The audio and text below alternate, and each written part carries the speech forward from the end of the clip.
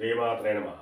ముహూర్త భాగంలో శిశువుని సూర్యచంద్రుల దర్శనం చేయించడం గురించి చాలా విశేషంగా చెప్పడం జరిగింది.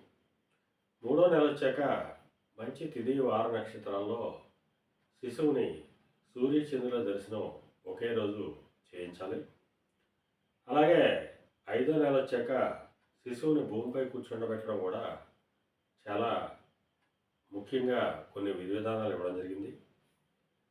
దానికి అశ్విని, మృగశిర, పుష్యమి, జ్యేష్ఠ నక్షత్రాలు చాలా శుభకరం.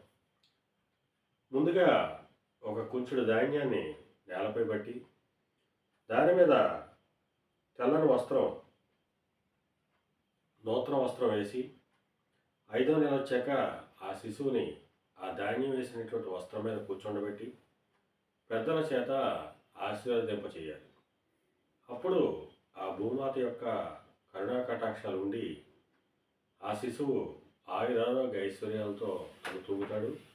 అలాగే విశేషమైనటువంటి భూసంపాదన చేసేటువంటి జాతకుడిగా మారేటువంటి అవకాశం ఉంటుంది. శ్రీమాత్రే నమః.